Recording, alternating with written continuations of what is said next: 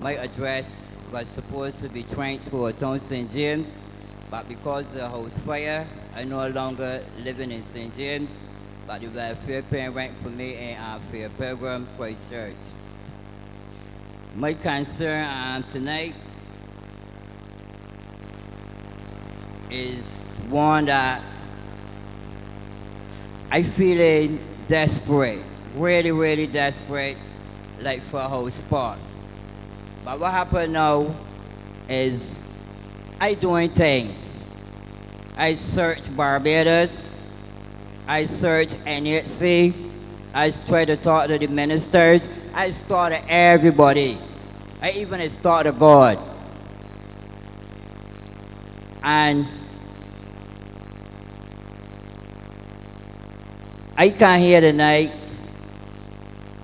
trying to talk to people that I feel can help me.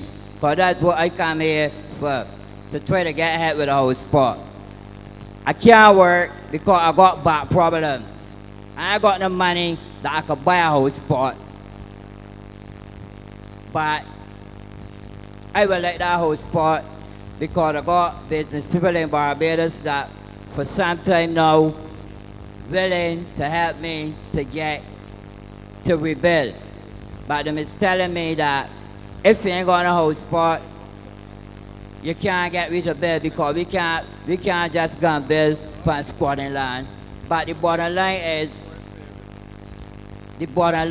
I come here tonight hoping that people can hear me, understand that I'm desperate for a whole spot and try to help me to get a whole spot. Because I seem to be meeting hard rock. And this rock is so hard, I'm penetrating it, and I would like people to help me to be able to penetrate it. If there's any questions that you ask me, I'm willing to answer, or if there's anything that coming up in my mind to speak, I will speak. But that's the bottom line. Okay, thank you, sir. I think your concern is one of several other Barbadians as well. I don't know if you've actually been into national housing to be able to indicate that you wanted to have lands allocated or spoken to your representative, but I would suggest rather than us going through this back and forth here tonight, if you can perhaps go to one of the side tables and just share the information with Roy and any of the others in the team. And obviously your circumstances may require other assistance from other agencies as well, looking like RDC possibly. So I would prefer if you could share that information with them and allow us to figure out the best way in which we can assist you. Well, I'm willing to do what I'm willing to do what I am told to do because I hope that what I do can be leading me on to what I'm trying to achieve. So you're saying to go over to these other people? Yeah, I'm going to ask that you just go to the table and one of the gentlemen or the ladies at the table will take the information so that we have a bit more background and then we can actually determine how we can specifically help you. Okay. Yeah, but I think that's saying that I'm willing to work with. Okay. All right, thanks, thank guys. you, sir. All right. All right, next person.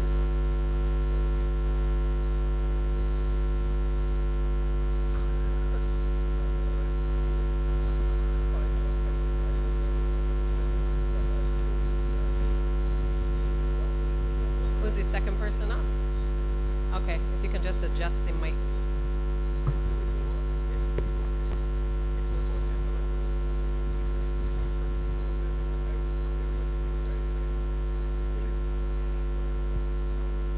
Good evening. Hi, good evening. My name is Ramal Griffith.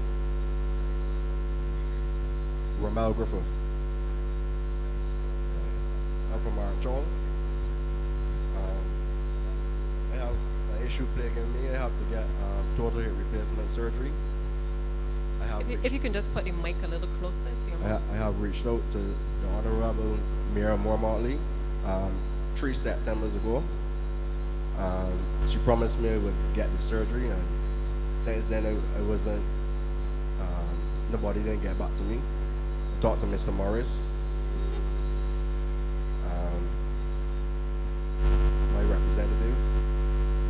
Mr. Abraham know me. He have been to, I was trying to fundraise it, didn't work out. So I tried every angle trying to get this surgery done. And I in a desperate situation. My son here is 14 years old. I was waiting for this surgery before my son born. And I ain't get this surgery yet. I got a little girl that is 3 years old. And I wishing to get back on my feet so I could aid them in their everyday things that they gotta do. I'm sure my children want to see me back on my feet. I want me back on my feet for them. And nobody in aiding me in no type of way, showing me a brink of sunlight. So I'm here to find out if there's any help that I could receive from them. Can I just ask if the injury was as a result of an accident or No, if it's it something is... that I born with. It's arthritis. Sorry? It's arthritis. Arthritis, Yes, please. okay. Right, okay, all right. So again, you said you had a conversation with Prime Minister. Perhaps we can just follow up after this session and just see if we can perhaps try to understand a bit better why the appointment has actually not been scheduled. I know that there are a lot of delays from time to time at the hospital, but 3 years seems a bit inordinately long for you to have been waiting for a particular surgery. So I without... have been waiting for more than 3 years. Yeah, but so without us knowing the details in terms of whether it's an issue in terms of the medical doctor, if there's a backlog, as you know, we went through COVID. A lot of the cases were delayed as a result of the pushing back of the cases. So I'm not sure, I can't say no without understanding a little bit better what the circumstances are from the hospitals end. And I'm not sure if anybody is here from QEH that might be able to speak to it. But certainly we can take the information and certainly investigate and get back to you, sir. All right? Santia, if I can. If I can.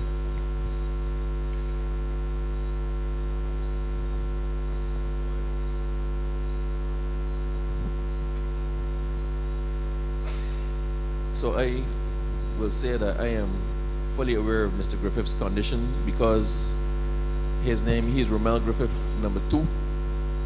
There's another Romel Griffith from my constituency, number 1, who's in the exact same position he was in. So I am aware of the challenges that they face. And for a while,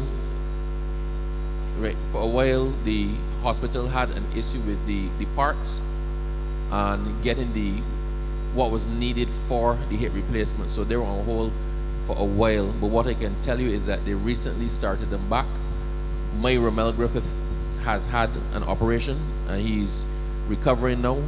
And so because I have been following up for him, I will actually reach out to try to find out what the situation is for you and then get back to you directly or through Kerry, right? But I am familiar with what they've been going through because we've been pushing for a long time for it. So I undertake to follow up with your MP, with the Minister of Health, and get back to you as to exactly where you are in line and what you can be expecting. All right? Okay. Okay, thank you. Next person, please. Hi, sorry, good night. Hey, good evening. Good evening or good night. My name is Samuel Innes, and I just had to move my car so I would like to know the panel, who am I speaking to? To my immediate right is... My address, number 1 Hartsville, St. James.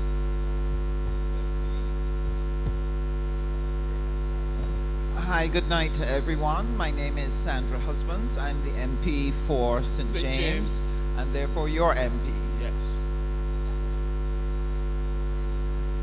Hello, sir. Edmund Hinkson, MP St. James North. Hi, Samuel Kerry Simmons. I am next door to Sandra. Your Painsbay Bay and... Indeed, yes. Sorry. I am Wilfred Abrams, the MP for Christchurch East, but I'm here today as the Acting Attorney General. Do we have any... Okay, I come to talk about the beaches, especially on the west coast of Barbados. I give you some information about myself. I was a lifeguard with NCC back in the 80s. I also also do like little lifeguarding in Germany, and I've been a fisherman now for over 35 years. I also teach people to surf along the West Coast and wherever. And I have a few questions and a couple statements I would like to put tonight. Is there any national plan for the beaches of Barbados? Any at all? Is there anybody from coastal zone here? Or anybody? I'm not sure if anybody's here. Perhaps Senior Minister can speak from a planning perspective, but perhaps you should put your question and then let's see who might be the best person to respond to you. All right, I got a few questions. All right, I would like to know if there's any national plan for the protection of our beaches, protection of the beach access, to, beach accesses to the beach, obviously. Also to deal with fishing. During COVID, we had some meetings with the former minister. What's his name? He's the minister of the Kurt Humphrey. And the fishermen put together some suggestions and things to him. I never hear anything come out of it. Also, is there any, I've been searching for the word now. Like data collection on our beaches. Any compiled information, like if a film crew come into Barbados tomorrow and they want to do some filming on the beach, can they go online or pick up a flyer or a document saying, well, to describe how Bass Rock look, describe how Fortson look, that would suit their kind of filming. I asked when Chief Simmons was politician, I asked about this back in the 90s. And tourism is our business. That's you, the government saying, let's play our part. They just come here mainly for the beaches and the sunshine. When they come, they see how nice the people is, and they want to come back. So if they come and we know the tourists coming here for our beaches, why isn't there a plan, a national plan or something in place to protect our beaches? Right now along the West Coast, after Hurricane Beryl, the West Coast was almost destroyed. I was in England since June, and I've just come back for a couple of days to deal with my sick father. And I see a lot of work going on. I'm in England actually, people sending me stuff. Because since 2014, I was fighting Sandy Lane, petitioning and protesting about some breakwaters they were planning to build on Sandy Lane Beach, which would destroy the surf break down there. Surfing, also this government said that they want to enhance surfing tourism. I mean sports tourism. Sports tourism, it's a big earner. Surfing, I know a lot of people in here, all the guys from the West Coast who know about surfing. I don't know if the panel know anything about surfing. But surfing is a $1 billion industry. When I tell you a $1 billion industry that we can tap into, and if we go around doing construction around surf breaks and destroying them, that is income there that the government losing without even knowing. Also, the reefs protect the beaches. When the reef's gone, the beach is gone. And town and country planning have this policy that they like to drop big rocks on the beach and build something called gibbons, which is a wire cage with rocks inside. Now this wire mesh still have a lifespan of 10 years or something. When it mash up, where the rocks going back on the beach, to break at your ankle when you're walking. Right now there's on Sandy Lane beach construction programs going on. One directly in front of the hotel where finally now they get sense enough that they're dumping sand instead of rocks. And this is what maybe the coastal zone should look at. Instead of a beach washway, first give the beach time. Scientifically on the beach, West Coast beaches, some during the winter we get some very big swells. Some of them bring sand and take away sand. If it takes sand from here, it can take it up the beach. And people don't give the beach time to regenerate. They go and drop big boulders. And when you drop a big boulder, that taking up the space of the sand when it comes back. I mean, it might protecting people's yard wall, which over the years I've seen being built and built further down the beach. And BBC or whoever, NDP, need to come up with a national, what's the word? Something, initiative or laws to protect the beaches of our country. Seriously, right now, when you go there by one Sandy Lane, and you go down to the beach access there, make a right turn towards Sandy Lane, I came in, and when I was up there, I see this big mar road on the beach.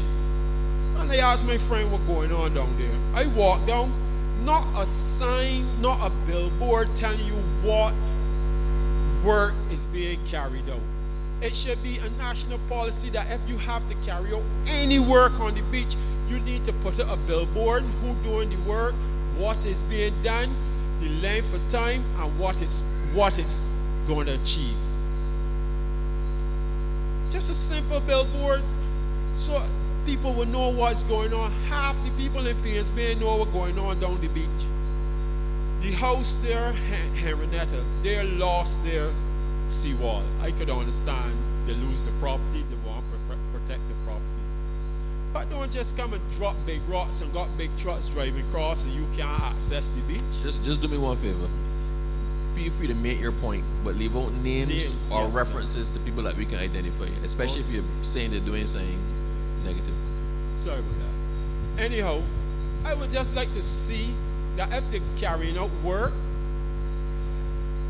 to let the public know. As a fisherman now, I wake up one morning and come down there with my boat. I can't see how to catch sprats or whatever. I can't walk across the beach properly. It's disheartening. For the beaches of our country need a bit more respect from the politicians. If we don't know man about beaches, don't hire no big officials from outside that don't know anything about our beaches. The local people here on the beach can tell you.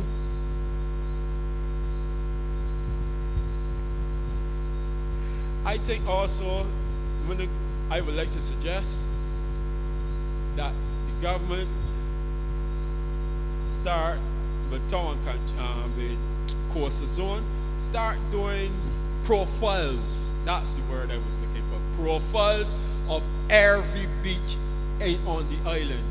Collect all photographs of how the beach used to look like, where the old beach accesses were, that now gone. The windows to the beach going or gone, and come up with some sort of plan to help protect our beaches on this island. They need protecting, and come up with laws that say anybody doing work on the beach got put up a billboard, not just a little 6x4x4 inch thing in the nation a day before. That is nonsense.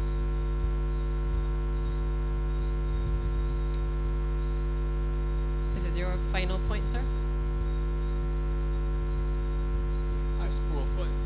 That's it? Okay, before you go, Mr. Innes, just want to say, I want to assure you that we do take our beaches seriously. And that's why coastal zone has obviously been established to be able to preserve the beaches, because I think you are also well aware that the beaches also bring tremendous value in terms of tourism as well. So it's not lost on us in terms of protecting the beaches. I think to your 2 points, which is one, when work is being carried out in the ocean, whether perhaps more notice should be given of exactly what is being done. I appreciate that, and then perhaps there can be more communication to indicate what is happening. But there's a lot of work that is being done by the coastal zone unit in order to be able to deal with the issues of breakwater, to preserve the coastline, and to stop a lot of the erosion. I don't think that they tell us every single thing that they do, because it is obviously offshore. So unlike when we're doing a road and we're giving you a notification as to what we are doing on the roadways, they obviously don't take the same time to tell you what they're doing in relation to the coast. The second issue you raise is in relation to private property. And I have senior ministers here, and I'm sure he can speak to the issues from the planning department. But any application that is going through the system for the purpose of doing any construction on the beaches or on private property that is related to the beaches, obviously that's private property. So those individuals would have applied for planning permission. In many cases, they would have done the environmental impact assessments, the social assessments. And in some cases, you do see signage also on the coastline telling you when there are specific developments taking place. So I don't know if Senior Minister, you want to speak in any detail to the actual process, just so he's clear as to what is happening. Yes, thank you, Minister Duguid, responsible for planning. First, let me say that, as you said, Deputy Prime Minister, the function and the reason that coastal zone management is there, coastal zone management, is to protect the beaches. And to protect the beaches not only on the west coast, but all around the country. The beaches, the reefs, the shoreline, everything. That's the first thing. And in fact, they go even further into a certain amount of distance in past the shoreline. Now, what has happened, especially what happened with Beryl, is you have people who had damage to their properties. So they have an opportunity to do what's called emergency repairs. Emergency repairs means that they contact coastal. They don't have, in order to protect their properties, they don't have time to go through the long planning process. They inform coastal of what they have to do. There is a whole process set out through the legislation, and once coastal and their engineers agree, they go through emergency. They still then, after the emergency work is done, still have to go through the process of having it registered, going through the process, setting through all of the various things from the beach protection point of view. But let me make it clear, in addition to that, the normal planning process requires billboards, requires them to do environmental impact assessments, requires everything on the beach to go through the board, and all of those things are gone through. But what happened in Beryl, which was significant, has caused them to now have to go through the emergency repair situation. And there is a plan. There is a definite plan for all of the West Coast. And what you're seeing from the SAM point of view is called beach replenishment. And beach replenishment, we recognized, was critical because, yes, some of the sand has come back, but in places where they deem that it will not, they're actually bringing back sand, as you said, to replenish the beach. So there are plans. That's the whole reason for all the engineers at Coastal Zone Management. I do take the point that beach access and beach profiles, if they don't exist, need to be done, but good solid points. Thank you. Thank you. Minister Simmons? I want to say to you, Samuel, that notwithstanding what Senior Minister Duguid has just said, I agree with him 100%. But I also know that what you're saying is true. And it would have been about a month ago that Minister Hinkson, who will also speak on this issue, I'm sure, and I convened a meeting with Coastal. And in fact, it would have also included Senior Minister Duguid to speak on this, to them on this matter. Because far too often on this coast, we have situations where inadequate notice is being given to people, and people who are using their beaches come across an unsatisfactory and unacceptable situation where you are taking a customary walk on the beach on a morning, and all of a sudden you are told you can't pass there. and you do not know why you can't pass, you do not know how long this construction is going to take place, and nobody is communicating with you. Coastal, who is not represented here this evening to the best of what I can see, came to an agreement with us that they will rectify this, because we even pulled the law, which is what Senior Minister Duguid just spoke to you about. But as it is true that in an emergency it is very difficult to do those things. But all the cases that are impacting this course are not emergency. The other thing I want to agree with you on is something that we've had to do at Crystal Cove with the beach access there. Now, you remember, if you were familiar with the Crystal Cove situation, for a long time that beach access next to Crystal Cove On the south side? yes, fell into disrepair, to the point where people who come in from up in Appleby Gardens and in Fitz Village, Risk Road and so on, could not go down that access, especially the old people, because it actually broke off for a while, after a while. And unless you were able-bodied like you or me, you couldn't jump down there. The reality is then that we had to get that fixed, and Minister Adrian Ford and I went out there personally and talked to the people in the community. But again, this is a situation where that has not been the pattern. And I know it humbugged Eddie, and I'm going to give Eddie a chance to speak to it, because what we then get is people coming to say to us as the MPs, how is it possible that work could be happening on the beach that we go to every day or every week, and we don't know nothing about it?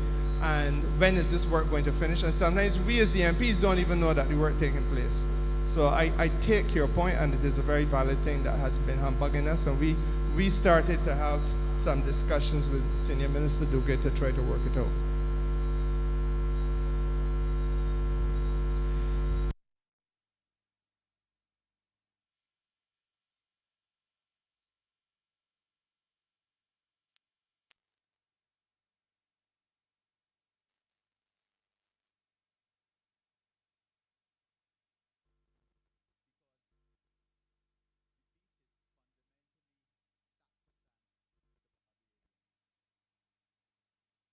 Don't mind, it was made 40 years ago.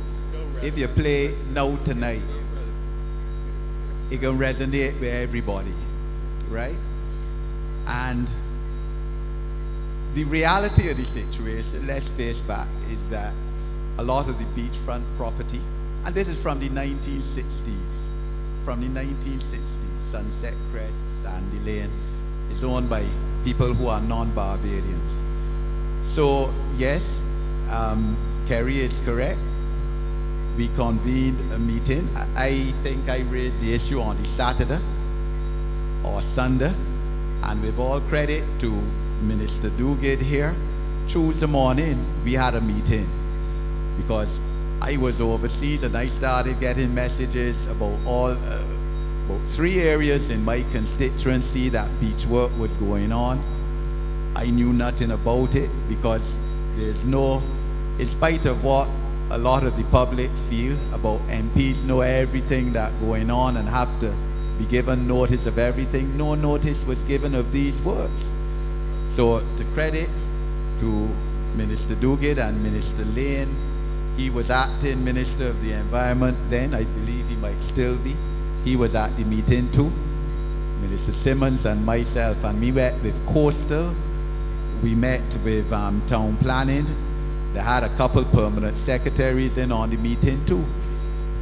And we left there with the clear understanding that, one, the members of Parliament for the constituency would now be given notice in writing of any works that have been applied for to be done by these beachfront owners. Secondly, that all the people within the vicinity of the works, the neighborhood, would be formally written and told that, well, work's going on, you know, it can be a bit of inconvenience for you, because you can't wake up a morning and go to the beach that you've been going to every morning for years, and your mother and your grandmother too, and then find suddenly that you can't get through because of big crane on the beach and rocks on the beach. Well, that is not fair to Barbadians. So that is the protocol now. There's no law on it. You know, I'm a lawyer, but the law sometimes some judges have said that too. I don't want to use the word one judge said, but are irrelevant to the conscience of the people, right? So we don't mind the law in this. It's what is right.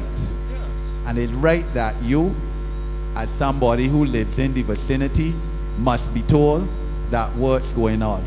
Now the works have to go on. Let's face fact. Because governance is about balance, right? Balancing the interests. And yes, Beryl came along. People like Minister Blackman and I went down Western immediately after we got the all clear with Beryl. And the people down there said they never saw waves and surges like that in all their life, right? So some of these places got, damage. And, they need repairs. So hence the emergency works that Minister Duguid talked about. But you got to balance that with the interests of the locals. And another thing too, they might send in telling town planning and coastal, well, we can finish these works in 2 weeks. But I know for a fact in my constituency, the 2 weeks turning out to be 2 months. 2 years. 2 years, you say? Well, I don't want to go so long in it, Saturday. I want to keep it real. So, and there again, in my opinion, when it comes in, so I have told them the need to right now and tell the neighborhood and tell the MP, well, look, we run in these difficulties here, so these works can take a bit longer because you're inconveniencing you and the others. But that's, essentially where we're at. And, we're looking after your interests by giving you the information, the notice, and trying to keep, the information. Because the same thing you said about the billboards, the signs, public announcements on radio that the beach can be inaccessible for a couple of weeks. All of that needs to be done. Okay? Just let me please add one other point with regard to the very important matter you raised on the beach accesses and the plan. Now, this is too important for us not to speak to it. The truth is, Minister Adrian Ford is the minister responsible, but he's not on the island at this moment. But Minister Ford and I have spoken at length on this matter, and we have agreed that the beach accesses, first of all, you're right again when you say that some of them, the original ones, sometimes disappear. And then the ones that are created very often are not properly maintained either, which is why we had that problem at Crystal Cove. Many of them are also becoming a danger because they need now to be lit. People leaving the beach on an evening at 6:30 and 7:30, sometimes leaving the beach in the dark. And you go through a little narrow track. We have one of them there in between Prospect and Fitz Village. In many cases, this is now something that we have to look at and try to dedicate the resources in order to make them more accessible, better maintained, more safe, all of those things. So I am with you on that point too. Is it possible for me to get your number? I'm leaving the island on Sunday. When I get back in December, is it possible to have a meeting or something with you guys?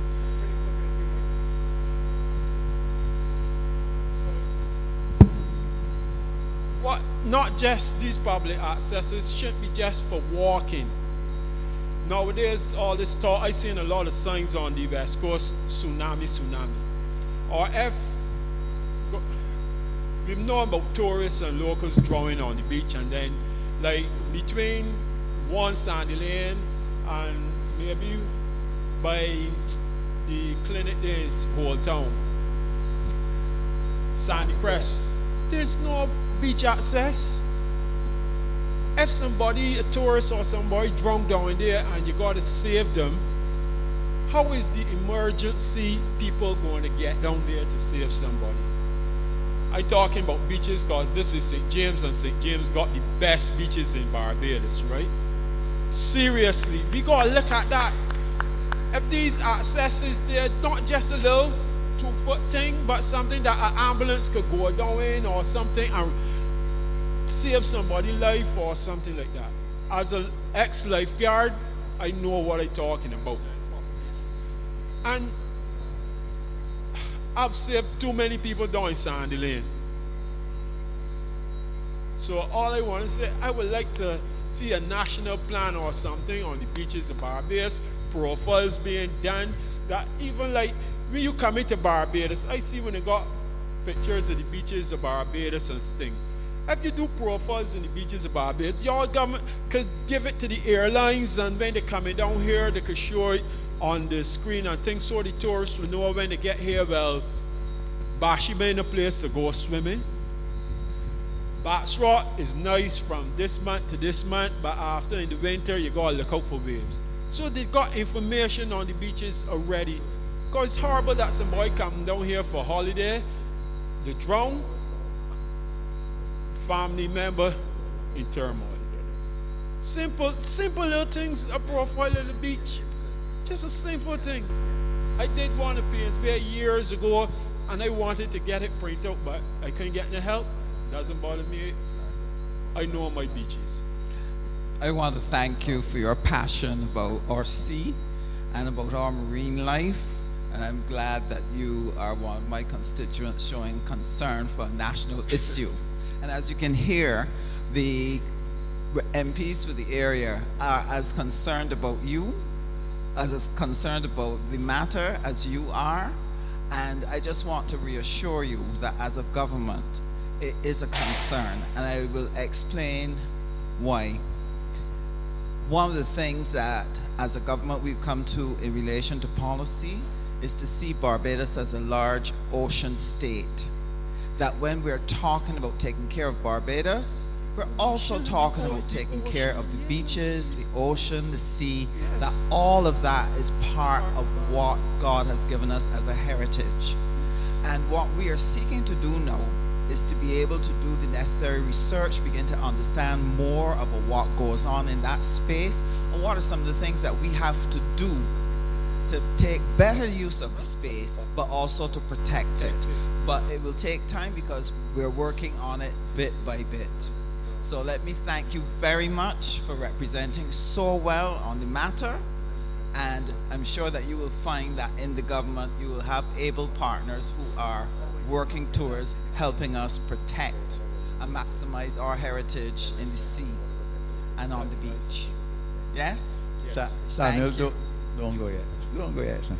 Just want to expand a bit on the beach access issue, which Kerry raised, because we raised that issue too at the meeting. And because I'm concerned too in terms of beach access. And the perception by a lot of people, you've mentioned it, that it's not as accessible as it ought to be. So we got again a commitment from Coastal Department that they will carry out a study on,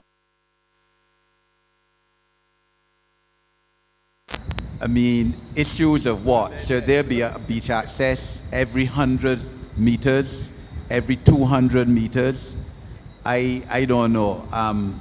So that analysis is supposed to be carried out. You can talk to me and I will tell you the and distance. you could talk to me. You could give your opinion on that when you speak with Minister Simmons, or if you want to give it. No, if you feel. I can listen, but yeah. Just so one thing. Afterwards we could Mr. talk. Simmons, you need to check the beach access between Treasure Beach and Tamron Cove. The hotel they're doing construction, and you cannot, the old people that usually go down through there now go to down the corner to bed. All sorts of cement blocks and steel and all sorts of things. And when you get down now and you make the right turn to go down the beach, is it Treasure Beach? Treasure Beach. They build a walkway low and all it crack up and full of moss. Dangerous, dangerous. From the time they built it, I asked myself, these people gotta be mad. You gotta be mad. You can't get down there now. We have to police it better, but thank you very much. Thank you, Mr. Innes. Next person, please.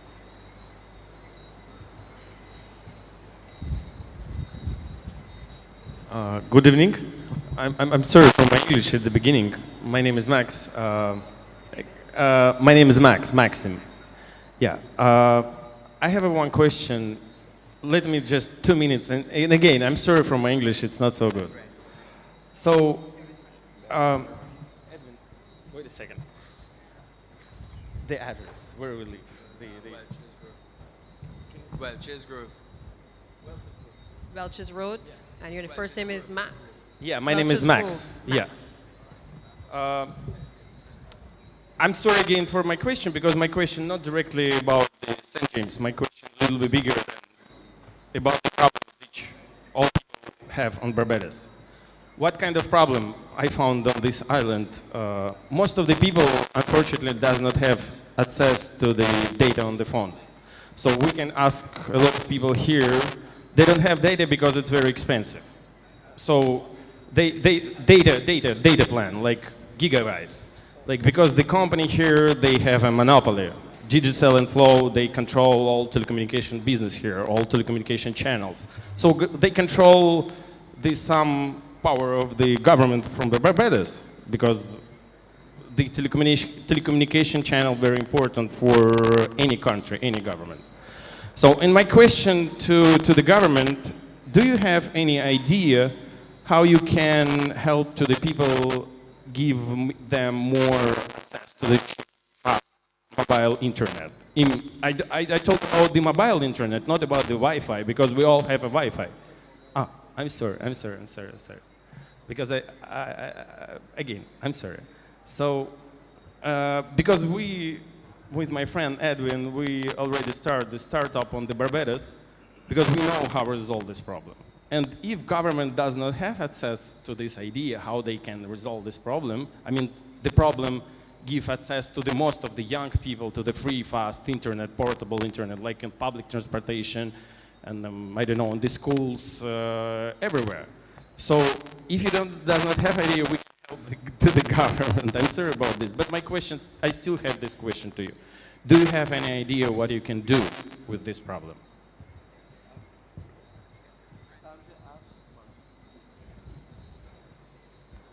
I'm just going to ask Senior Minister Cattle to just address you. She's a minister responsible for technology. Thank you so much. Thank you. Thanks for the question. So the Ministry of Technology is the regulator for telecommunications. So there are various projects that are related to expanding access. In fact, the major providers partner with government to be able to expand access. So for example, Flow has a program called JUMP, which is meant to deliver Wi-Fi mobile access to students and to households in need at a subsidized rate. We've also been building out access in certain areas like Bridgetown. The Smart City project that we have is expanding access and coverage. The other thing that we continue to do is to make sure that we, together with the FTC, keep addressing the price and equality of service issues. So for example, we regulate digital infrastructure. The Fair Trading Commission regulates price and quality of service. But one of the things that we contribute by doing is to do speed tests and so on to make sure that the telcos are actually delivering what people are paying for and what they say that they're delivering. So those are a few of the projects that are expanding access. We do have some other things in the works that we're not yet ready to announce that are going to focus on upgraded infrastructure in partnership with the two major providers. But you seem as if you have some ideas. Yes, we have ideas how we can provide. Do you tell me right now the information about, again, not portable internet, like a local Wi-Fi point, like in university, in the school. But what if the person riding on the bus, everybody just watching on the window, nobody can send a message, anything, because again, they don't have a data on the phone. So right now, we know how to provide them this free internet everywhere, in most of the public place, like a bus, I don't know, taxi service, zero vans, or something like that. Yes, so I mean, so we do have access to Wi-Fi on many of the buses. Can I tell you something? You, like a prime minister, I think you should tell the people that in Barbados you have a third telecommunication operator, but nobody doesn't know about this. This is a company, international company, Starlink. You already covered by Starlink network, so you have access to the free satellite, incredible fast internet. Yeah, and I don't think that's a secret. And moreover, the Starlink donate the Barbados. So they donate, what I mean, they sell the equipment much more cheaper in Barbados than they sell this equipment in US. Okay, so what I'm going to ask you is you sound like you're putting a proposal to us. Yes. Which I'm happy to talk with you about because you and I might be the only people who are interested in this conversation. Because the communication is much more important thing for any part of the world. So we have all this war in the world right now because people does not know how to build the communication. Right. So you're Max, right? Yeah. So Max, let's talk. Let's talk at the back of the room about the ideas that you have, But again, and then we can come back and report what we've been able to do. For anyone, if you have a problem with your home internet, everything that you need $400 Barbados and the DHL courier deliver it to the satellite dish, which will work very fast, independent, hurricane. You don't have electricity, you just plug into the 12 volts and you have access to Okay, this sounds like something that we can talk about offline and then come back and let people know Thank what you we've so come up much. with. And Thank you too. one more thing, not about your personal job, I mean. One more thing about the Barbados. I was visit a lot of countries. Yeah, I'm sorry. One more thing, the last thing. I'm sorry for your attention. The Barbados, it's an incredible country with the incredible huge potential, I mean, in economy. Because I'm looking on this island like a piggy bank. So you have just 300,000 local people, but you have a 41 place by GDP in the world. So the economy in Barbados is very huge. So the question is, how get this money from the economy? And I found the conceptual thing that Barbados does not have. You don't have the high luxury service for the people who won't spend the money. Yes, of course, just simple example, the sandals. They all the time books, all the year, they full. So most of the hotel, they close, most of the owner, they close their hotel at the low season because they don't have a booking. But if you go deep, why they don't have a booking reservation? They don't have a quality service. So I think you can be at the beginning on the big project inside in the country where you can explain sometime you need maybe some small kick to the people, help them look a little bit different on the business what they have, on the opportunities what they have. Again, it's incredible, interesting country. So thank you so much for this.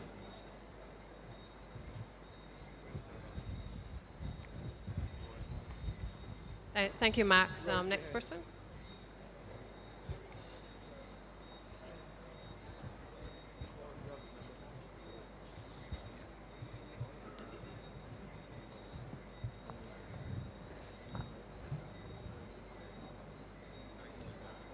Good night, Prime Minister and other persons on the table. Tonight I want to speak about the work that's being done. Oh yes, Selwyn Brooks, Fire Park Road.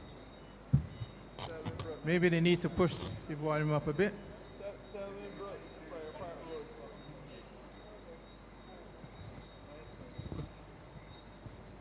Let me start by saying that I'm very pleased to see eventually something is being done on Fire Park Road. Having resided there since 1971 and also having some understanding to the level of drainage issues that we would have faced over the years. So let me say, by my opening comments, I'm very glad that the work has started. And while I'm not purporting to speak on behalf of the residents of Fire Park, I have some concerns of the work that's being done as it speaks. You don't have to be an engineer to see that the slipper curve that is being put down now is sloped from the roundabout coming back towards the Halls Village area. And that will mean that when the road is completed, a very large proportion of the water that comes as far as the gas station and comes down to the roundabout and turned by the roundabout and going down to Fire Park is going to end up in Fire Park and Pryor Lane. And when it gets into Pryor Lane, it's coming in at me. So I sincerely hope that we can have that matter addressed. Secondly, the last time we spoke here from this meeting, there was supposed to be an opportunity to have a site visit that we would have been able, or I would have been able at least to speak to another drainage issue, which is the well at the corner of Halls Village and Prior Park Road. That up to when, since I heard that this meeting was taking place tonight, I had a brief look at the well there, and there are cracks in the supporting walls of that well. And with the weight and the size of those two large covers, even me myself, I have some reservation on walking. I would want to think that this is a matter that needs some thorough investigation. It is, I'm not going to speak about the open manholes that has one or two of my cones on, because I anticipate that when the road is finished, that those manholes and whatever will be addressed. But nevertheless, I can anticipate, because whenever that well is not functioning, or well the mulberry leaves and the mahogany leaves block the drain, the resultant water comes onto my property. And even though I have sunk 2 wells, I do not believe, as a backup, I do not believe I should be in a position to have to absorb that level of water, because you can't plan for any eventuality, because even if you have a well that is anticipated to hold 300 gallons and 500 gallons fall, that is unfortunate. But certainly, I need to suggest that some evaluation be done, Madam Minister, of that well, because the cracks, and you see my hands are pretty big, and I can put my hand in the cracks of those foundations, which means, since I know the depth of that foundation, the weight of the slab at top, it's just a matter of time before that 2 covers cave in. And very much, I have some reservations that when the water goes into Prairie Lane, and you will know I know the area very well, that water is going to end up on my property. And I don't think at my years I can swim too well. So those are my comments for tonight. Thank you, Selwyn. I think I am the appropriate person to respond.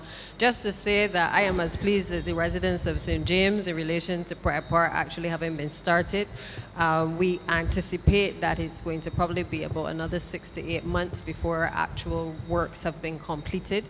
And it is, in fact, a full rehabilitation of the road, which involves a number of the drainage works being done, a number of wells being dug, the slip and curb being properly repaired. There are areas, even at the entrance by Redmond's Village, I've had a peeve quite a long time with the fact that the road was not completed at that junction.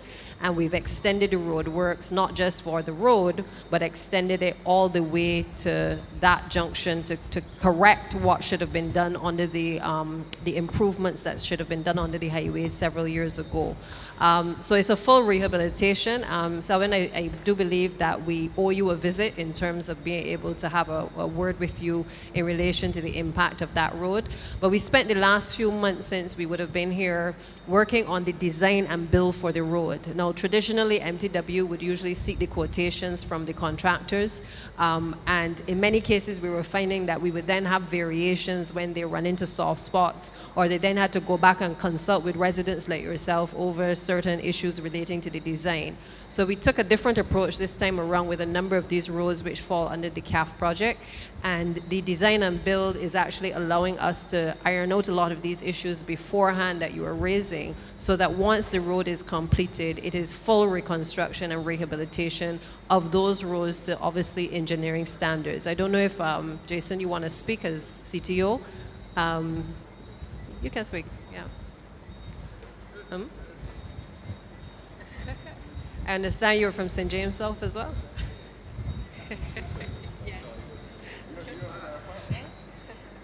Yes, I am from St. James South. So the CTO has a vested interest in making sure that this road is done well too. Yes, there isn't much to add to what you said in terms of the road is a full rehabilitation and It will include significant drainage work. You would have seen the commencement in terms of excavation for the curb and slipper. Yes, you may see the road may have been sloped in certain areas, but that is just to channel the water towards where we are putting the more drainage systems to take care of the water. So I don't think it should be a significant issue in terms of water from Prior Park Road heading into the community itself, right? So that's the main thing, yeah. Thank you very much, Jason. And let me, on behalf of the residents of Prior Park, express deepest thanks to the Ministry of Transport and Works. We had an online meeting, and the residents were really pleased to know that at last we are fixing that Prior Park Road. And we hope that with the visit by the drainage and the other entities to deal with Mr. Brooks' problem, that we'll be able to resolve the flooding that is likely at the junction where his house is at. But we are happy, we are pleased, and looking forward to it being completed. Let me also... But before you go, Mr. Brooks, that having been said, I represent the other half of Prior Park, and I would have to lend my voice to those sentiments as well. It has been long in coming, but we are exceptionally pleased that it has come. Okay, I'll take you back as far as when Liz Thompson was the parliamentary representative. And there was a proposal to address, when you come across the longest part of Prior Park Road before you get to the bends, that we were going to take out those very dangerous bends. Because I don't think there's anybody in this room that will hear the squeaking noises and the boom of persons who collided in that bend. I noticed from the markings on the road, the utility poles that were placed backward, and possibly, in my interpretation, in anticipation that you would have taken some of the sharpness out of that bend. I haven't seen, based on the markers, that reflects that. So I don't know if you can address that, because I have paid dearly as a result of the vehicles damaging my fence and my property as a result of that very sharp bend. Okay? So that is something. And before you go, the last time we were here, we also spoke about the water. And I want to say, ma'am, the water problem has been resolved. So for that, again, I want to say thank you very much.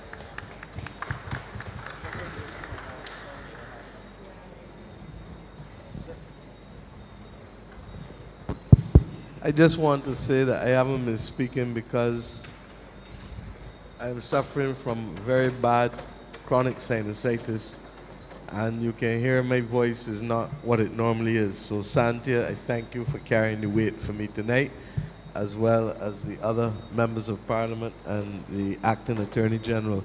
I will speak only when necessary, but I felt that it was important to be present, but Santia will continue to chair the meeting. Thank you. Hello, good night. My name is Patricia Benedict. I am from number 7 Flamboyant Avenue in St. James.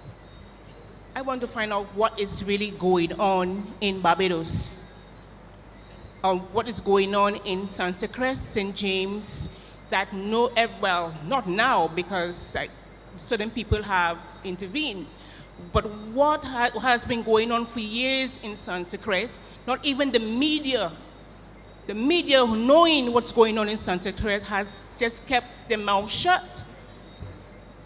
You know, Mr. Home Affairs Minister could tell you a little more about it. You know, I mean, there's this organization.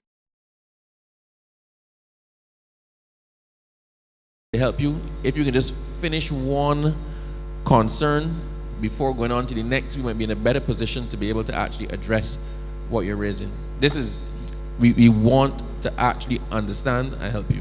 So I will address the water okay. First, the water.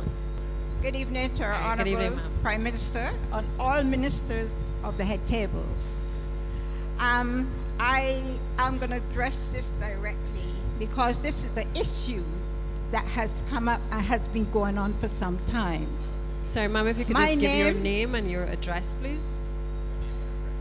My name is Elsie Edwards, I live at 35 Waterhall Terrace, Waterhall in St. James, right opposite our Honorable Minister, one of your ministers here. My prime concern is, I born in the garden St. James. I lived there till I was about 18 years old, and then I went away. I migrated, studied. I'm back here in my hometown now.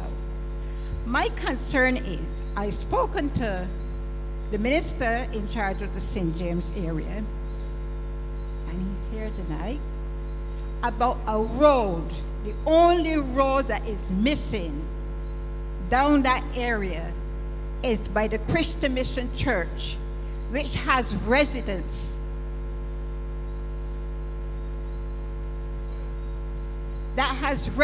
living in that area, and they are still walking a muddy road and having access, having to walk through the water and the dirt and everything in that road.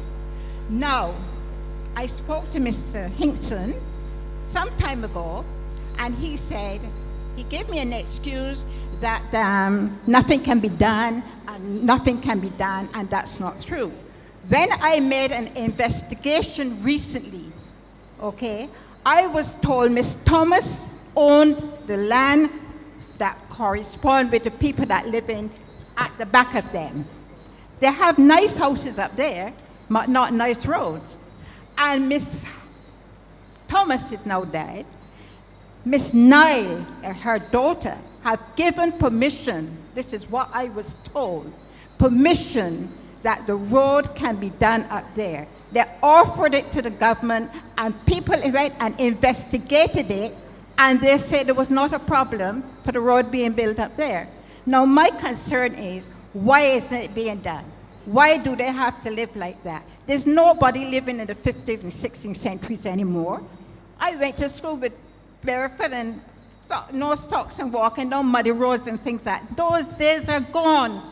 Uplift our people, bring them into this century. There is no right, no school child or school girl, boy, or should be walking in that road. Mr. Hinkson have to explain to us tonight why we can't have a proper road up in the back of the Thomas land. I would appreciate that. Before Eddie comes in, because I know he's going to say that this minister has done a number of roads in his constituency, and this particular one I'm sure is on the list. But just to say to you, ma'am, we have focused on a lot of those other major roads in terms of rehabilitation, but there's also another program which the Prime Minister has conceptualized, which relates to short roads, or what we could call the community access roads, which I think you are speaking about. We've been able to acquire about $3 million in equipment through the Ministry of Finance to be able to start that program over the last year or so. That program is ongoing, and what we asked of the various members of parliament and the depots was to identify a number of those short roads across the communities. Now bear in mind we have 30 constituencies, MPs rather, that we have to service. So we've tried to do at least 2 per MP, particularly in the rural parishes, to ensure that we're able to stop people from having to come out into the cart roads. So what I will do is I will note the area that you've mentioned, and I will try to see if we can put that into the works program going forward. All right? Yes. But yeah, Okay. I'm listening. Mrs. Edwards, I thank you for raising this issue. Let's give a little historical perspective on this, because as I'm sure you're aware, during COVID, of course, some pipes were moved from there because that was an issue, and Water Authority moved some pipes there that were preventing vehicular access to that short road you're talking about. And the road was paved afterwards too, rough paved, granted, but it was paved to give better vehicular access. The reality of the situation, as the Deputy Prime Minister, Minister of Public Works just said, Barbados has 30 constituencies, right? And this party has won all of those constituencies the last 2 elections. So when we came into office, 70% of the roads in Barbados were in a state of disrepair and needed repairing. That's not Edmund Hinkson saying that. A study was carried out by the CDB in 2017 that said so. COVID came and everything else. All those 70% of the roads in Barbados, which has perhaps, I think, the largest road network in the world per square mile, could not be repaired like a drop of the hat. 12 roads have been repaired in St. James North between December last year and May this year. The truth, I hear Minister Colin Jordan on the side because he and I have a joke, which I won't reveal here. We have a joke. So St. James North has had the most road repairs in the first 6 months of this year outside of the city and St. Michael West because of World Cup. So we can't repair. Let's stop you for 1 minute. It is a please. blessing Let when me people stop you admit for that 1 they minute, get please. benefits. Let me stop you for 1 minute. So I am sure, hold on, I'm sure that the Deputy Prime Minister who is in charge of roads has heard. One of the problems too, of course, is the road you're talking about, as you have said, has an issue about ownership, private. It's a private road, so, you know, the government, of course, would repair public roads first. That is that's over private land. So we have to be fair to the minister, to the prime minister, to the can I cabinet. stop you for 1 minute, please? St. Michael have had their roads done. This one have had their roads done. I'm talking about one road. And from Mount Stanford, from, what should I say, up by, I think, all the way to Spikestown have had proper road. This is the only road that I know down the garden, Mount Stafford and all those places that hasn't been done. And there is about time that there should be no excuses. I can assure you there should be no excuses. You're talking about this and that. You have papers to sanctify the fact that it was such that the road should be done. But nothing is done about it. Nothing is, nice houses is up in there. People, I made sure my family home and things like that is done, and properly too. But they have got no roads to walk up in there when you're sitting down and telling us this road has been done, that road has been done. What about the road down there? It's the only road that hasn't been done. That is what I'm trying to say to you. Don't make excuses about that. It's the only road down there that hasn't been done. And what are you going to do about it? It's about time you do something about it and start talking about this road and that road. I'm not interested in St. Michael or whatever. I'm interested in where we live. All right? Where I come from. I don't live there. He knows where I live because he's looking right at me. Every time you open your door, look at me. But I don't have to work down, but the family works down Ma'am, there. I'm going to And the ask you to family just lives down calm there. down a little bit. I know that people get a little anxious when it comes to their roads, and I hear annoyed your because passion. Mr. Hinkson knew about this before but- I get to this platform. But I This was also- a mutual conversation before me and him get to this Madam, platform. Madam, I'm sure that you agree that the Deputy Prime Minister has the right to speak too. She's Minister of Public Works. Let her Deputy. speak. Thank you. I will let you speak. Yes, ma'am. I understand fully your concern. As Minister Hinkson indicated, if there is a legal issue, and this has been something that has plagued us as well as we try to improve a number of the access roads in communities. Because sometimes you go in to do the road with the best intentions, and then you are prevented sometimes because it just takes one person to say, you can't come across here because the road is in dispute, because the estate matter. And I'm not speaking to yours because I don't know the details. I'm just giving context because it's important that people understand that while they may have roads that need doing, it is not every road that we're able to go into quickly and to be able to bring rehabilitation to those roads. I give you the assurance because I gather that there are several elderly people living in that particular district that Minister Hinkson, myself, and the rest of the team will take a look at the road, get the details, and see how we can address it. But not to belittle the points that he's made, there have been substantial roadworks done in his constituency to the ire of my other colleagues in St. James. It isn't because Minister Hinkson submitted perhaps over 400 roads in his area that needed done, and we've probably done about 40% of what he had submitted. But many of those roads were interconnected roads, providing access from, say, Highway 2A to the West Coast, to the northern parishes, and they were key connectors. So it was not specific to Minister Hinkson. I just want to make that point.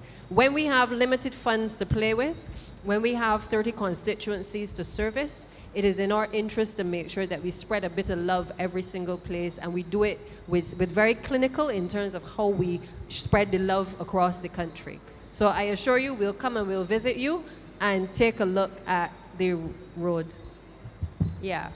And as PM is saying, in terms of prioritizing where there is the greatest need as well, that is all part of it as well. The other thing is, if Barbados Water Authority has to become involved, sometimes that is a very drawn out process as well, because you may see a road that we can do as a short road, but it may actually need mains either lowering or mains replacing. And we're having to rely on the resources of other agencies, both Barbados Water Authority and Light and Power, before we can actually come in to do the roads, okay? So there are complex issues that sometimes the public may not understand, but that's why Prior Park, for instance, took as long as it did, because we had to wait to have the mains replaced in that area before we could actually go in to start the road rehabilitation.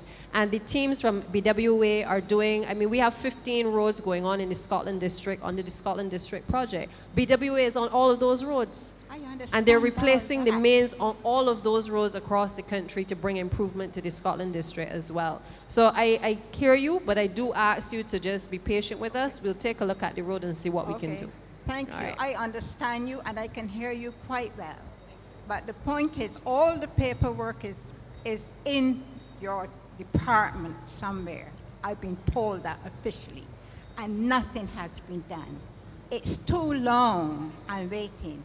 The last time I spoke to Mr. Hinkson, he explained to me that there are pipes up in there, and there are things that can be damaged up in that road. And since then, I actually refurbished my mom's house. Big lorries went up in there and dropped off bricks and mortars and God knows what. Nothing has been broken, and they were delivered, and nothing broken, cut, nothing. So we don't want no more excuses, ma'am. We just want to see it done for the benefit of the people that is living there. Not for me. I live somewhere else, but I was born and bred down there, and my family is still down there. So I am here to speak on behalf of my family. And I would appreciate it very much if you all take this on board and look at it in a more polite way. You know what I mean? Instead of dismissing it and say, well, that can happen next week, or it can happen. There are people living there. I respect them. Please, I'm asking you. I hope and wish Mr. Hinkson is listening very carefully, that it comes under your jurisdiction, that maybe you can try and see if you can get that work out as fast as possible. There's no point laughing and giggling at it, because I'm serious about it. I will come back and back and back again till I can get it seen done. Thank you. Thank you, Ms. Edwards. Next person.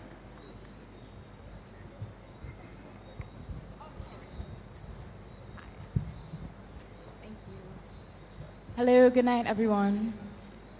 Thank you so much for allowing me to speak. I kind of have an issue of national interest. My name is Tita Flumo McIntosh, and I'm from Mount Sampha, St. James. So I wanted to talk about our intellectual property, and I kind of feel as if we are a bit of a standstill with this area of our national development. There are a lot of ideas and cultural forms and just products that need to be protected under our IP. Some of them need geographical indications, some of them need patents, and it would really be wonderful if we could sort of move forward with that part of our development. I know that the legislation is there, but it's about moving it and progressing and going forward with it. Secondly, I also know we speak about AI, but a lot of people still don't have a good idea on what AI is and how we are progressing on it. I'm also concerned that as we move forward with AI, we're going to have some companies choosing to utilize the AI over human labor. So I certainly hope that we can balance the two and we can kind of keep companies in check from eliminating workers and the workforce based on AI use. So thank you all very much.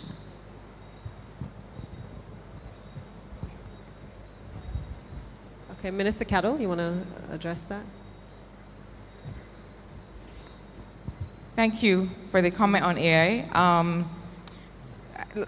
The truth is that all over the world, the question of what the role of AI will be with respect to people's jobs, truth is that Minister Jordan should probably be coming in and also having a comment on this.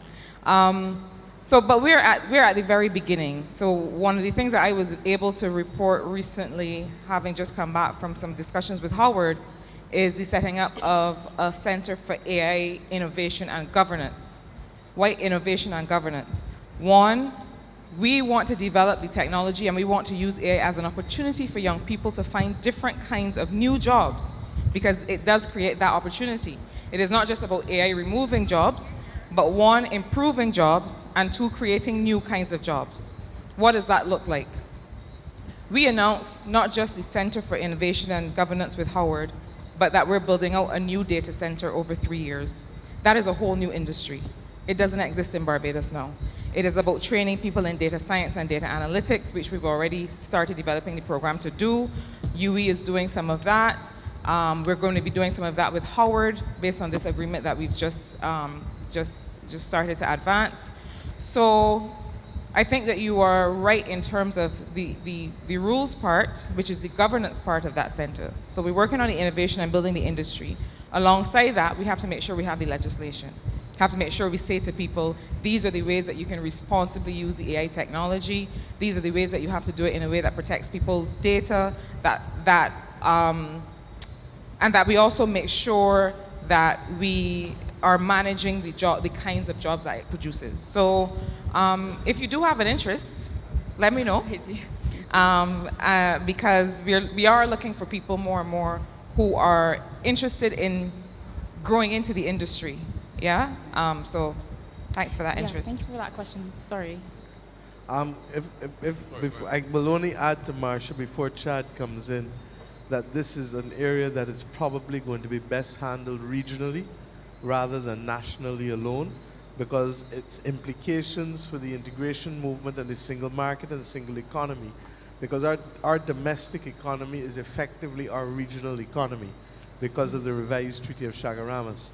And therefore, one of the things that we are very, very clear on is that there needs to be a stronger regulatory framework regionally. Barbados takes up chairmanship of CARICOM in January, and it is one of the areas that we will be pushing with the CARICOM Secretariat, because right now we feel as though that we don't have enough guardrails to protect us all, but also it isn't only about protection, as you heard from Marsha, it's also about creating the platforms for opportunity, okay? So this is virgin territory for the entire world. The EU is probably the most advanced in terms of its analysis of the kind of regulatory framework that it needs. And on data matters, you will notice that China has a very state-centric approach. The US has an approach that is very market-centric. And the European Union tends to come in between there. We in the region need to set out what is possible and what is in the interest of the integrated community that we have, rather than each country going off and doing their own separate regulation. In the same way that we're now having to harmonize companies' laws and a whole host of other pieces of legislation because you have a common market. Okay? Okay, Chad? thank you. Thank you, Prime Minister. On your first point with respect to intellectual property, you'll be happy to know that Economic Affairs is working with the Ministry of Commerce so as to ensure that we build out what we've been talking about with respect to the knowledge-based economy. And why am I saying that? when you look at where countries, for example, in the global north and south, China, South Korea, United States, as the Prime Minister mentioned, those economies were able to leap one when there was significant research and development backed by intellectual property, and then those ideas will be able to take into market domestically and also for export. So both ministries are working to ensure that within the coming months that the country has a strategic framework looking at where the intellectual property framework can now harness Barbadian ideas to go forward. And then the last point on the knowledge economy, but tied to what you're saying, if we as a country can use our creativity, our ideas, and put them to global market backed by intellectual property, the sort of revenues coming into Barbados over time will be significant. And therefore, you can look out for that sort of strategic alignment and any ideas that not just you, but anyone, of course, who's watching online that want to contribute to that sort of framework, please contact the Ministry of Economic Affairs, of course, or Commerce. Okay, I thank think you very that much. there's one other point that Chad would have raised. In our recent corporation tax reform, and you would have just seen Minister Strawn come back from signing the arrangements as to what we're doing in terms of our corporate taxation. We have carved out a special place for what is known as a patent box. And in that patent box, while the normal taxation in the country would be 9%, we've said that for patent box, where there's intellectual property, in other words, being generated, and so long as, I think the threshold is 80%, but I speak subject to correction, so long as 80% of the intellectual property is created within the jurisdiction of Barbados, not all, then you're in a position to claim a special tax rate of 4.5%. We've done that because in a very real way, the dismantling of the international business sector means that a lot of the intellectual property rights companies that previously would have done and benefited from low taxation here will not be able to unless they can prove that the intellectual property is in fact created here. So there's actually a unique opportunity that the country has to be able to say to people, come to Barbados. You don't have to do all, but the majority has to be done here. And all of the parties in the context of the creation of that product may not necessarily have to be here, but the majority by far has to be here. You do that, you get the benefit of a tax rate that is 50% of the normal corporate tax rate. Okay, thank you very much. But I'm sorry, Prime Minister, in terms of the patents, are there any resources for people who are in the pilot stage? Because I'm kind of in the pilot stage, but I'm not sure how do you get assistance or how do you get guidance to move forward from that pilot stage to the actual development of the final patent or the final technological development or device that is going to benefit the country? I'm not sure I'm hearing you correctly because my ears are really blocked up. But if what I heard is moving from patent to monetization is what you're talking about? No, I'm talking about being in the pilot stage. So you have an idea. You have an idea for a solution. In terms of getting to the stage of filing the patent? Yes, and then moving to final completion of the project. Now, typically that would be done by you and your lawyer. But I accept that in societies where there's a lot of creative talent, that we need to find a way of holding your hands. And Marcia, this is where your ministry comes in again, Marcia, because in terms of innovation, science, and technology, for those younger people who are not large corporations, large or middle-sized corporations will hire their own lawyers and they'll file the patents.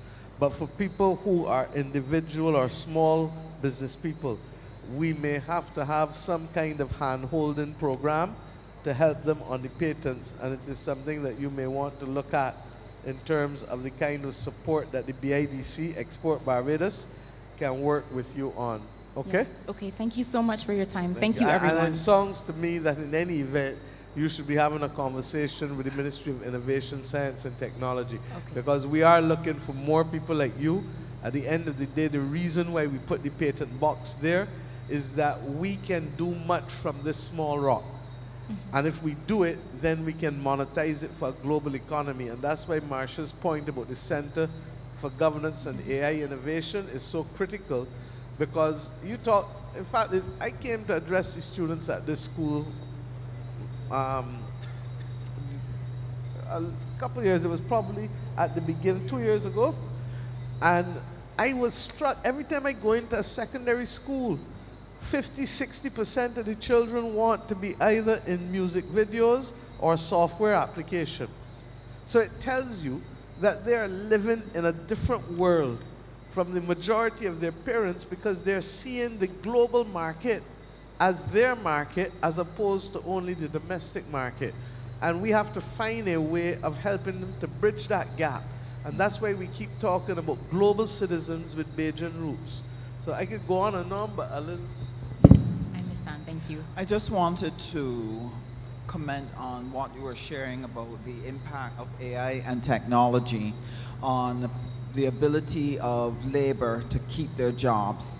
It is a genuine problem, and it's anticipated that one third of the world's workforce will need to reskill or retool because the jobs that they're currently doing will disappear because of technology. What that means for us as a nation is that in our educational system, we have to be able to identify what are the new areas, what are the skills that are going to be needed for the future, and begin to encourage our young people and the people who are currently in the school system to move towards those particular jobs, towards those particular areas, so that they can become part of a global workforce that can have a sustainable job. And that is one of the reasons why the government has put so many resources behind education transformation, and the minister is here, who would be in charge of what the changes taking place at primary and secondary. But also at the tertiary level, we are trying to identify what are some of those new skills and ensure that we prepare this generation to engage it. Otherwise, we would be leaving a country without the capacity to earn and to carry the social services which we now have, and to look after all of the things that we have become accustomed to as a people. So that's why we need people with your concern, we need parents, we need business people to understand that we got to pull together to help Barbados make this transition across education, to be able to move the economy to a place where it can sustain itself in a changing global environment. Right? Okay, thank you for your time. Thank you all. Thank you, Ms. McIntosh. And just to say, I just want to encourage you, because I know this is an area that obviously you are working in. And just to say too that, you know, sometimes these are niche areas. We talk a lot about the artificial intelligence, but just bear in mind that you have to carve out for yourself a way to be able to fit into this space for Barbados. So you need to shape the discussion, and you need to also shape how we see ourselves in relation to these areas as well, all right? Okay, with that, I think you are the last person for tonight's Parish Speaks for St. James. I wanted perhaps to take the opportunity just to ask the three MPs if they just want to give any closing remarks before we close off, and also to thank the public officers and all of you for attending. I know the Prime Minister said she's not talking much tonight, but she still talked quite a bit. But just to wrap up on that note, Minister Husbands. Thank you very much, Deputy PM. I just want to again express thanks to the various ministries that have really worked to help us make things happen for St. James South. In particular, we're very relieved to have the Prior Park Road. We are truly grateful for the work that UDC has done, especially in helping us with when we had that storm and had all of that damage. They really have done some excellent work. There's still a lot to be done, lots of things that we need to complete, but as an MP, I want to commit to St. James South that we will continue to work together with our partners in government to ensure that these things are addressed. But what I want to ask of all of us as Barbadians is that we have to work together on a common plan that helps us to improve what is happening in the communities with our children, to improve our productivity so that we can actually create the wealth that we need in order to solve the problems which we share. Because all the things that we ask about cost money, and we all have to work together to be able to produce the resources to make it happen. So I look forward to more of our journey. Okay. I'd like to thank the Prime Minister and the Cabinet for coming, and I counted, I think, 15 Cabinet Ministers here this evening, and that shows the commitment of your representatives, those in decision-making capacity at executive level, to come and hear your concerns and your ideas and your recommendations, as happens every year in the month of September in St. James. We've had some interesting points. I tell my constituents it's an opportunity at least once a year to come and speak with the Prime Minister and her cabinet. And, you know, you should take advantage of that opportunity. I notice in terms of St. James North, I mean, the issue of road, of course, and I thank Ms. Edwards for raising the issue, and wider St. James, of course, the issue of beach access and beach protection, which, as Kerry and I have said, is certainly an issue that is addressing the minds of us and of Minister Duguid, who is in charge of town planning as well. So I thank you all for coming, and it has been an interesting discussion.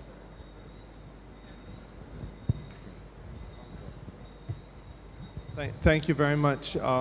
Obviously, I would want to lend my voice to those who have already spoken to thank you for coming. I am not sure if Rommel is still here, Rommel Griffith, but he's not in the seat where he spoke from. But we have, Rommel, been able to make contact with the CEO of the QEH, and I think that some progress will be made with respect to your situation. Ladies and gentlemen, I think that, simply put, I am indebted to Samuel for raising the very vital matter, and I think Eddie would agree with me. The pulse of many of the issues that we have in our constituencies usually turns around this beach on the West Coast. It is a matter that both Eddie and I speak on very frequently. It is an issue, or there are issues related to the coast of Barbados that are sensitive, that require very careful and precise management solutions. And you have a willing and listening ear in both of us. And and the Prime Minister quite rightly reminds me of the fact that restoration is also an issue. But there are some basic things that we have to do. And we have to make accesses truly accessible. And we have to make them safe. And we have to make sure, as Samuel pointed out, that in some cases, there are not just a little pathway where you narrowly can walk through one person by themselves, but really become a little bit wider so that the beach can be accessible for vehicles that need to be able to get to the beach if you have a person who is in need of serious assistance. These are some of the things that perhaps never were taken into consideration when the planning of the West Coast was evolved. It is made much more difficult given the fact that we have so many structures on the beach now, but it is a matter that we are having discussions with the minister responsible, and wherever it is possible, we're going to try to find solutions to wrestle some of these things to the ground. Thank you very much. I will just say thank you for coming out yet again. These fora are important for people to be able to share. Ms. Edwards, I thank you for your concerns, and all of the other persons who spoke. I apologize for not being here earlier, and I explained why, but I thank Santia for chairing this session, and the three MPs who continue to strongly and aggressively represent their constituents' interests, and each of them has captured it in what they've said thus far. So thank you very much, and everybody have a good night, please. Thank you, Prime Minister. Forgive me for being so presumptuous to speak after the Prime Minister. But just to let you know, we've already set the date for Christchurch Speaks. This one was a little late, so we are actually into October when we really should have completed in September. But Christchurch Speaks will be on the 16th, Wednesday the 16th of this month. So we'll expect to see you in Christchurch if you are from Christchurch. If you're not from Christchurch, you can visit and take part, but you won't be able to speak. So thank you very much for coming, and I hope you all get home safely. Take care.